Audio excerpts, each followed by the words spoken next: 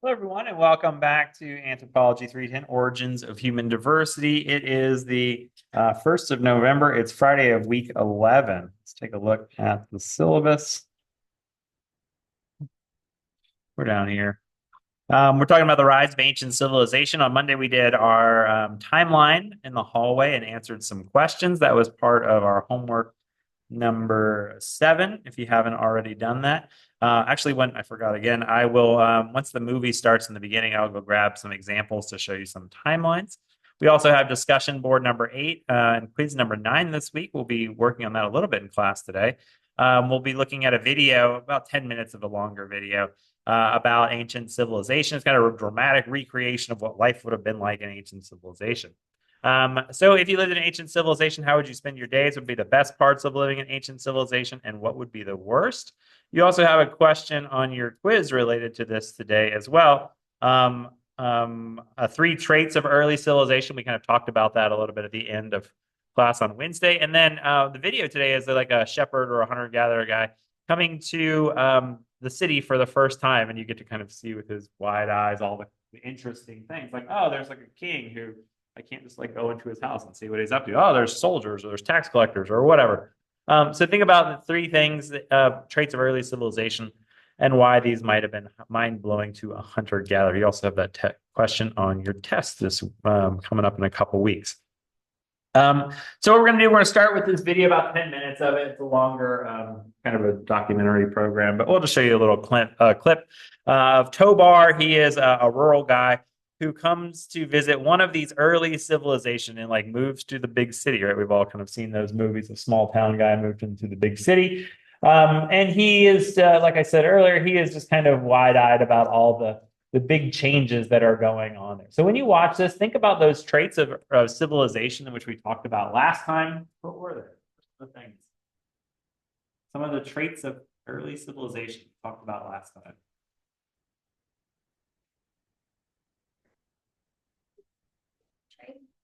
Trade, yeah, trade was a big one. It's another thing they did in early civilization. Yeah, besides just houses and farms, you had, well, you have markets, you have temples, you have palaces, you have arenas for sporting events, you have jails, right? All these new kind of public buildings. What else? Some other traits we might see in civilization. Yeah, farming, gotta have farming because you gotta feed all those people. And if you're feeding all those people, are they all farmers? No, what else are people doing with their free time? Free time. Yeah, they got craft specialization. They're doing different kinds of jobs. And these are stratified, right? Like it's not just like, oh, you decided to be a peasant. Oh, you decided to be a scribe. Like we're all equal here, right? That people have different jobs and these are ranked hierarchically, often in terms of where you could live. You know, right? A peasant or a slave can't go live by the pharaoh. What you can eat and what you can wear. These are called sumptuary laws, right? In a lot of ancient societies, maybe the king can wear purple and nobody else can, or there are certain foods that are either because they're so expensive or either in law not allowed to be eaten by lower class people. Labor specialization. We got large urban populations. We'll also see writing. It plays a big part of this. Why is writing important in early civilizations? Why do you think that around the world, it seems like not all civilizations, but a lot of civilizations invented writing independently? Why would writing be useful?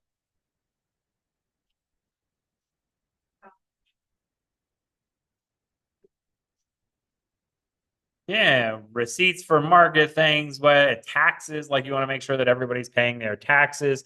You want to make sure that people are all following the same laws. And as the society gets bigger and bigger, and not everybody can like go in front of the king or the chief and be like, let's hear what he's got to say. You're going to have to start writing those things down, right? Because it's too big for everybody to be operating kind of in the same place.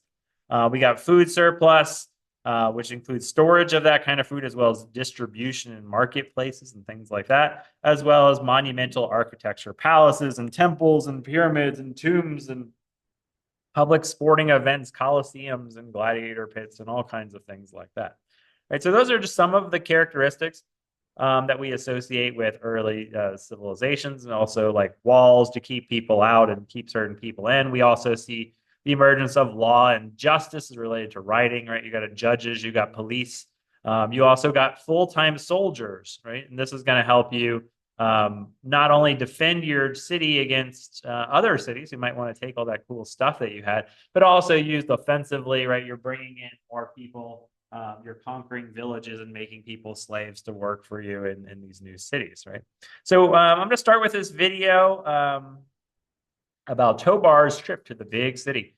We'll watch 10 minutes of this, and then we'll discuss some of those aspects, this is the question, aspects of civilization that you saw in the video, and why these were mind-blowing to our friend Tobar. You'll also answer this question. If you lived in an ancient civilization, how do you spend your days? You see people going about their daily lives.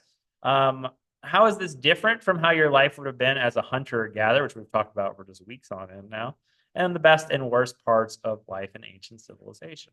So I'm going to pause this video. So if you're interested, there's about 15 minutes left of Tobar's adventures in the big city. You can find that on Canvas. Start at 1:15, and you can watch the rest of that episode. But let's discuss. So you saw Tobar's adventures in the big city. What were three things that could have been mind-blowing to our buddy? What didn't he have back home in Kansas? Wherever it's from. Probably didn't have to pay their sheet. Yeah, right. Didn't have to pay taxes. Didn't have to pay for goods in the market even. It's the idea of like not just being able to do reciprocal trading or reciprocal sharing. What else? Taxes to a king or a government who elected that king? I didn't elect that king, or I don't believe in that king. Well, too bad. You're still going to have to pay your taxes, or else what's going to happen to you?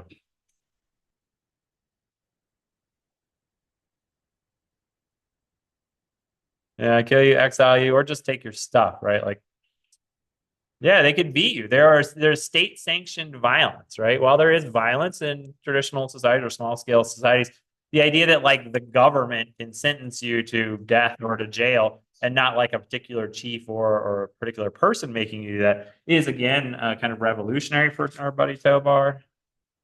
What else?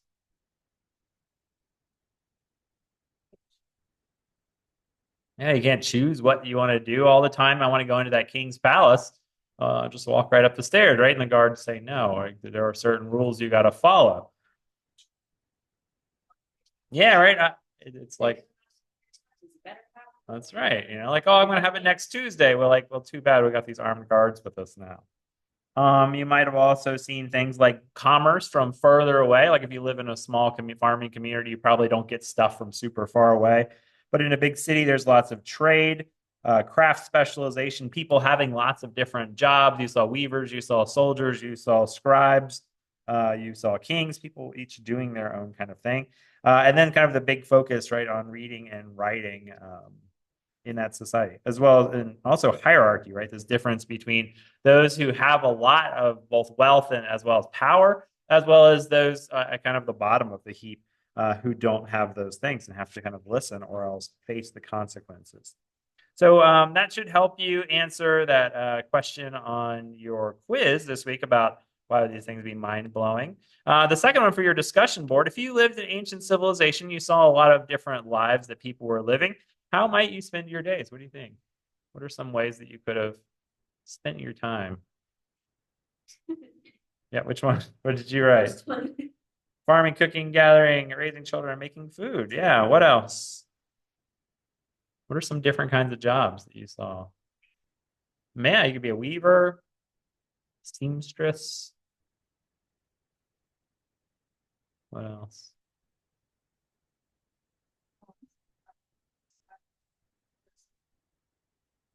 Yeah, pay the tax man, right? You could be a merchant who sells things in the market. You could sell your labor, right? I'm a builder and I'm gonna like build things every day, or I could be an architect who designs these kind of things, right?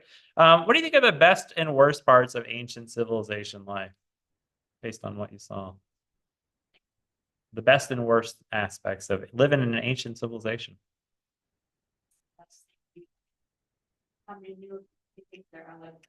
New adaptations. Yeah, right. Like it's kind of like if you live in Portales and you go to Albuquerque or New York or something like that, you're like, wow, look at all these stores, look at all this stuff, look at all these places to eat, new foods, new people. new things. There's parties every night. This is crazy. Right? And at first, when you get to the big city, if you're a small town person, this is awesome. But then after a while, you start to see some of the problems. What maybe are some of the problems Tobar might run into after a while? The downsides of big city life. Crime. Yeah, it's starting to have crime because you're no longer related to everybody in your community. And while there is often crime within like family squabbles and stuff, yeah, it's different than if you have like random crime. Somebody stealing and breaking into your house, and you're like, I don't know who did this, right? I worked really hard for this stuff. What else?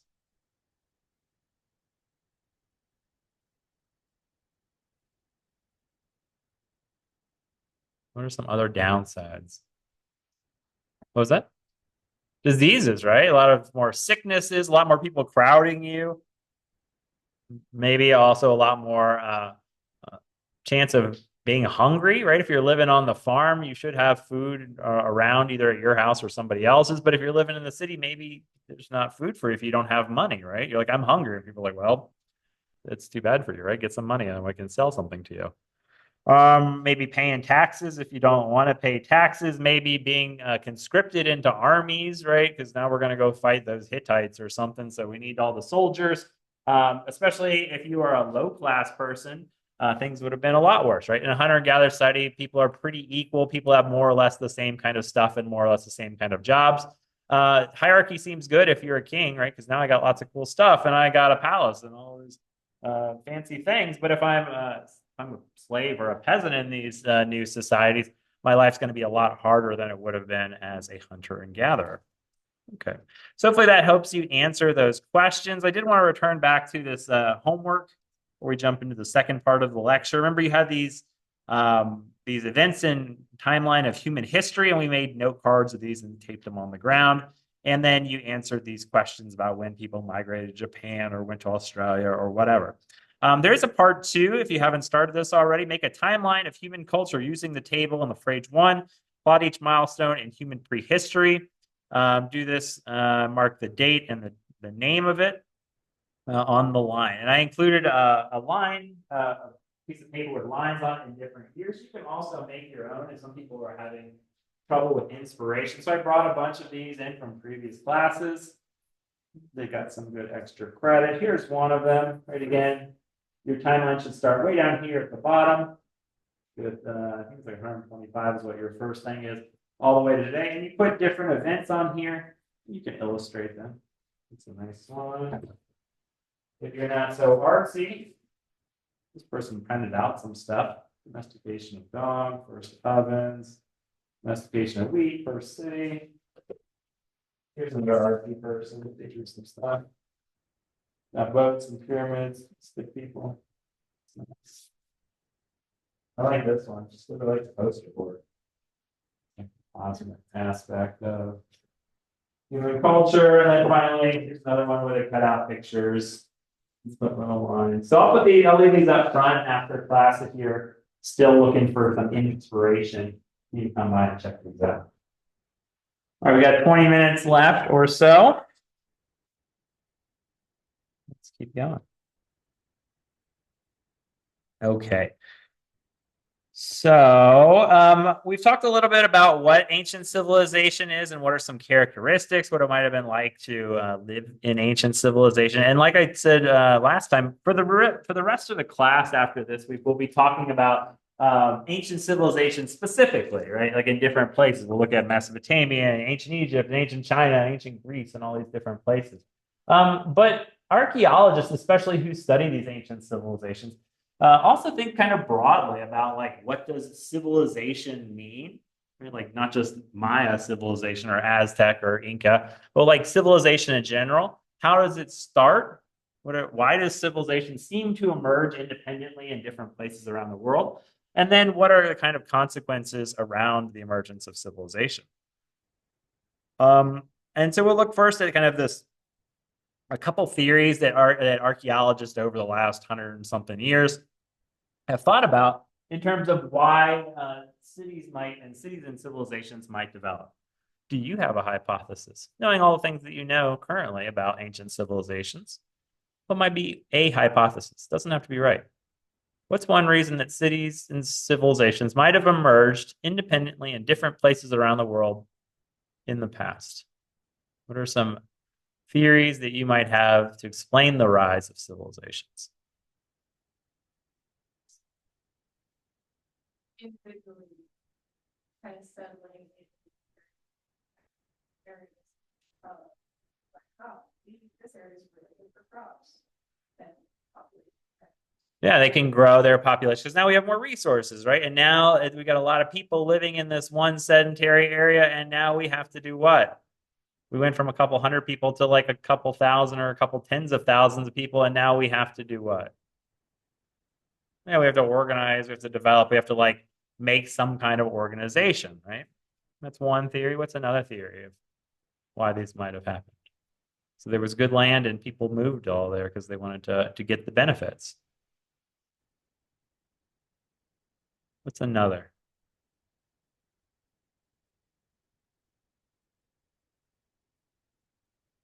Maybe the opposite happened as well, right? Like maybe there wasn't a lot of good land. And if you have a little bit of land, maybe you have to protect that from outsiders and you start to build the fences and stuff around your area. So those are some ideas. But really what we're talking about is this idea of power, right? Underneath hierarchy and underneath monumental architecture and writing and stratification. Really, power is kind of the key element, right? The reason that they build these big pyramids is not just because you can, because you're expressing power, right? The reason that kings get to have a big house with cool stuff and peasants and slaves don't is because the king has a lot more power. The reason that the soldiers can make you pay your taxes, but you can't make them stop bothering you, is they have more power than you, right?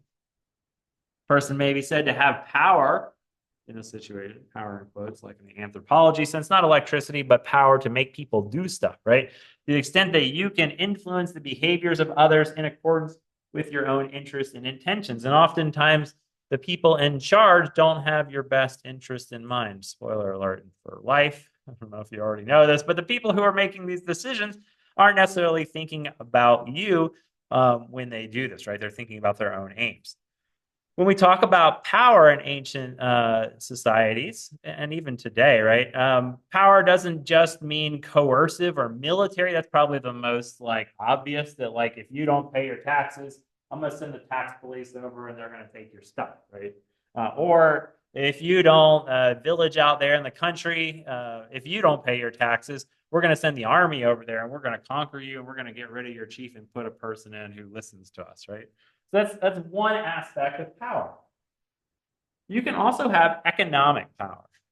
How might money be power instead of just physical violence? These would be the taxes. Yeah, it's easy to pay your taxes, but you can also do what with all that money? You can what? Buy stuff. You can buy stuff, right? I could buy stuff and I could keep it for myself, build myself a big palace or something like that, or I can give it away. I can have big parties, right? I can fund public events. I can pay for, gladiator games, or I can build a statue, to give myself glory. Or I can make your taxes a little bit less because now I have money. Or I can not have to pay my fines, right? Like it's just like in our society, people with a lot of money often don't have to follow the same kind of rules as people who have less money. And the final one is ideological. What is ideological power? What do you mean by that? We've got violence, we've got money power. This is a good idea. Yeah, and where does that good idea usually, where do they claim that comes from? Especially with a really good idea or a really bad idea.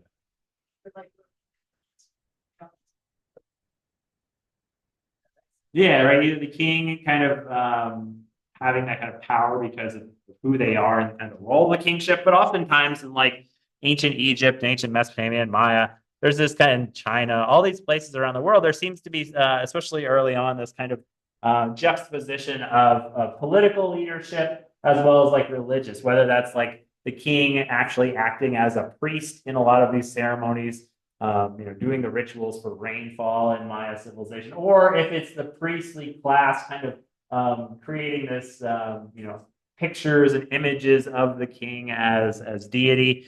And this often makes it much harder to go against what the king says, because you're no longer saying, well, I don't want to pay my taxes. I don't care for that king. But what you're saying is God said you should pay your taxes. And if you don't, you're in trouble with not only the police, but also with deities. These are not three strict things, right? They often go together. If you have money, you can hire military forces to help coerce people to do things.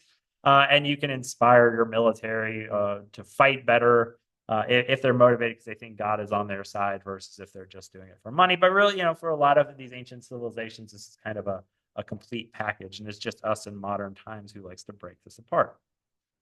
Okay. So what accounts for these breakthroughs in civilization? We have these growing populations. There's more people in small amounts of places, and there's which becomes an incentive for doing new things. And a lot of this stuff happens at both like technological level as well as infrastructure, like people starting to invent irrigation. What is irrigation? We'll talk about this a lot more. What is irrigation and why is it important?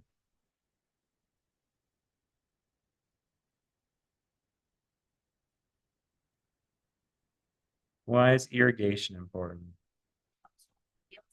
Yeah, waters your field. And why don't we see a ton of irrigation before the invention of the city or the civilization? Yeah, why do you need to maybe do more irrigation as you get a bigger population? You need more food. Maybe you've used up all the land like right along the river that's like really good for growing. So now I'm going to irrigate out into these surrounding fields to create more arable farmland and get more resources. But it takes a lot of labor. If you've ever done anything around irrigation, if you've ever been in northern New Mexico and seen like the acequias up there, you have to like clean the irrigation systems, the bushes and stuff growing in them. You have to clean them out every year. And there also needs to be someone to manage them, right? There needs to be someone to say, hey, Mr. Upstream, you can't take all the water and divert it into your farm. You have to leave it for somebody else. This is what's known as, thought I had it, the managerial hypothesis. There it is. Right? This idea that, in Egypt as well as in China, there's this idea that a lot of kind of the emergence of civilization and these political entities comes from irrigation and having to manage these irrigation systems, right? We need to create more food. So now we started doing irrigation. So now we need to organize everybody, figure out how much water every person is getting. And we need to keep these clean so they work for everybody. Because if you don't clean yours up here, the people downstream of you aren't going to get their water. Yeah. This is what's known as integration theory, right? This idea the state acts as a CEO, right? I'm doing good for everybody. I'm managing. All of you people are doing your own thing, but you need someone in charge, right? To make sure that we're all going in the right direction. The other is that there is conflicts in society, and leadership often helps to kind of manage those. And in both cases, right, the leaders gain power by doing something useful, right? There's this idea that like we're paying all this money, we're keeping you in a fancy house. You got to be doing something useful. You got to be mediating disputes between different factions in society or different classes. You need to organize defense of our city so people don't come on here and kill us and take us away as slaves. You need to manage the irrigation system and make sure that everyone's doing their job and keeping the irrigation system clean. You need to, often we see this, you need to make it rain, right? You need to talk to God, get on the phone and tell him to make it rain because we're having a drought out here.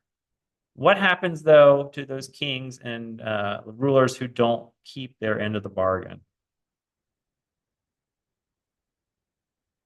Do you think you can just coast by forever, not mediating disputes or not making it rain or not protecting your people from rampaging armies?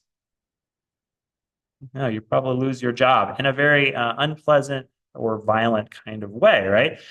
So it's leaders have a lot of power, but they do have this kind of consent, and whether that's explicit or implicit. Societies, whether it's Maya or Mesopotamia or Egypt, there's many cases around the world of kings and queens who lost their heads because they weren't doing their job. Okay. Lots of archaeologists have argued about like why civilization, particularly V. Gordon Childe was one of these early archaeologists. He invented what's known as culture history perspective. His idea was that people started living near oases, and that allowed them to start farming. But once you start farming, it's hard to go back to being in a hunter-gatherer kind of way. And as your population grows, you need to do irrigation to feed all these people. Another guy, Louis Benford, says something similar, but said that it wasn't that there was like this managing of irrigation, but maybe that people on kind of the borders of these zones were forced to fight against kind of demographic stress, forced to organize themselves and depend on farming to make it work. It's what do you call it? Environmental circumscription. There's not a ton of land for people to cultivate, and as populations start growing in these relatively confined areas, they're going to bump up against neighbors. They're going to have more and more people, and you're going to have to start creating government to manage this because you can't just wander off and start your own village anymore. And as people start to, the boundaries of those new cities start to bump up against each other, we see warfare and we see cities and civilizations with full-time soldiers starting to beat up on those who only have part-time militias. We start to see some of the earliest structures that we find in a lot of these early civilizations are defensive walls. Ancient civilization walls. Let's find an archaeology. AI picture. Too much AI is taken over. Yeah, right, cities kind of bounded by these walls to keep certain people out, especially defensively. The interesting thing, though, is that all these theories are, have something in common, that people have to be consent to being governed, right? And that there's a lot of differences between different civilizations around the world. When we look at civilizations in North America, like Cahokia or Chaco Canyon, they might look externally very similar to some of these other civilizations or have the same kind of characteristics of hierarchy, of urbanization, of military or whatever, but they can have very different causes depending on where they are. So it's important not to make kind of broad generalizations, but instead to look at specific cases. And that's what we're going to do throughout the rest of the semester. The last thing we're going to look at today are some of the consequences when civilizations arise. That it has both benefits and drawbacks for the people who live there. What are some benefits if I live in ancient civilization? I live inside the city walls. That does what? It's protection, right? I'm not just living out on the farm by myself and a rampaging band of barbarians comes by and loots my house at night. Now I got protection, got walls around me. I got an army who's standing on those walls and staying up all night watching out so I can sleep easy. What's another benefit? Was that? I can buy food. I don't have to farm anymore, especially if like I don't have to worry about if my farm fails, that I could like go to the market and buy more if I have the money, of course. Can meet new kinds of people. I can go to like school and become educated. I can, be part of city life, see the circus or see gladiators or whatever entertainment is going on at the temple this week. There's art, there's literature, there's music, right? There's lots of cool stuff in the city, but there's also negative things as well. Like what? We've talked about these a little bit.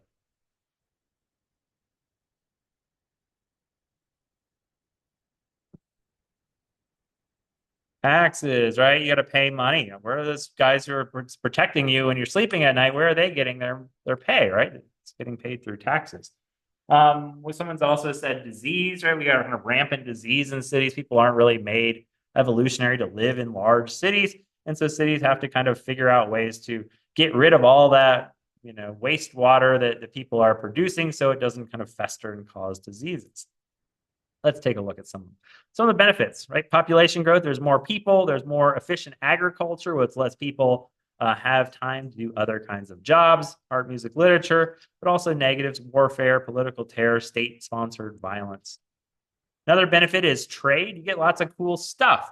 If you live in a small community and trade is pretty limited, you're limited to the kinds of foods that you can eat, to what you can grow. You're limited to the cool stuff that you can have from like whatever rocks or trees are in your natural environment. But when you start having these larger civilizations and you start to have people whose job it is to like buy and sell things, both in local markets as well as like get on a boat or get on a wagon and travel somewhere else and get cool stuff.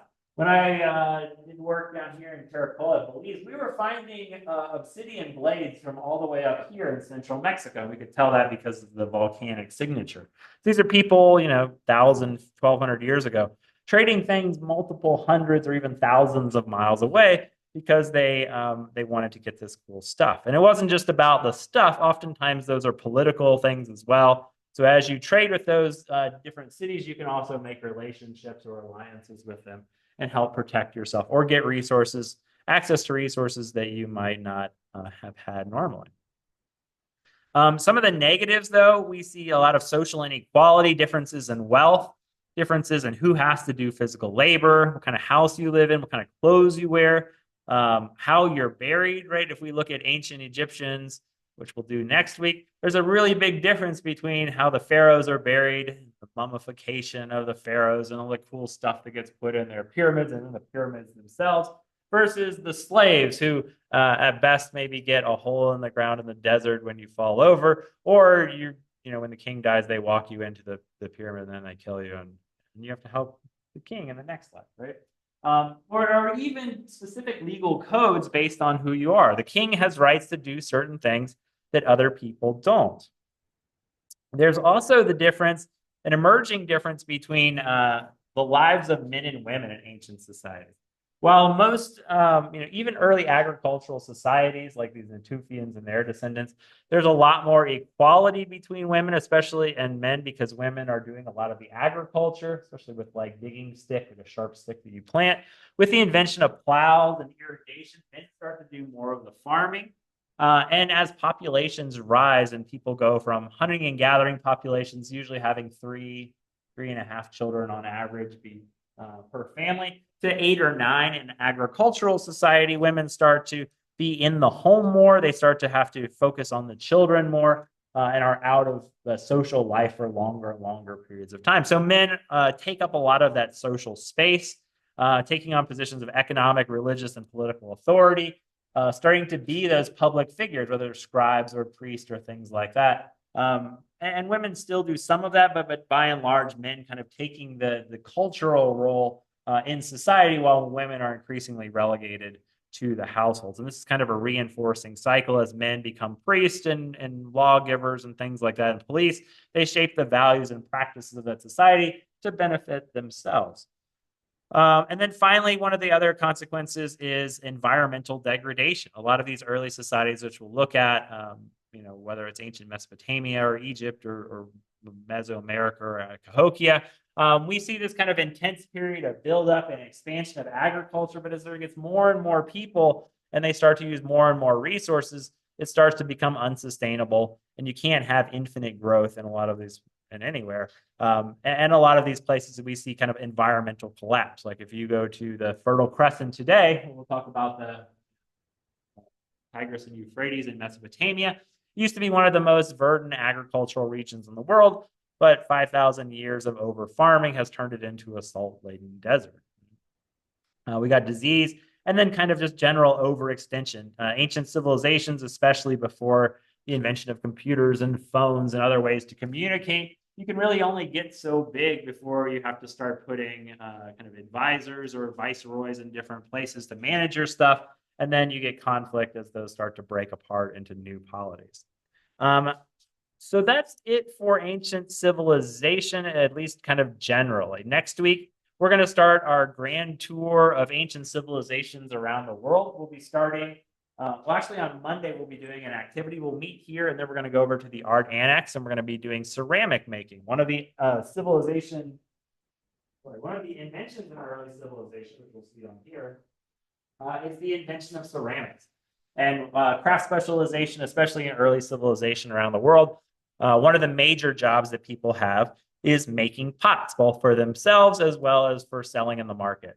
So you're going to get, just like how we did with stone tools, And the idea that like it's not as easy as it looks. Now you're going to have a chance on Monday to do ceramics and make some different kinds of pots. We'll do coil pots, slab pots, and pinch pots. Big point being, don't wear like super nice clothes that you're afraid of getting like clay on. We'll have smocks and aprons as well, but it is like an inherently hands-on, messy activity. And then on Wednesday and Friday, we'll start our tour of ancient civilizations. We'll start in ancient Mesopotamia, ancient Egypt, and we'll do China and India, and then we'll wrap it up with ancient Greece. All right, so that's it for today. Thanks so much for hanging out. Take some candy on your way out. Happy Halloween, and I'll see you next week.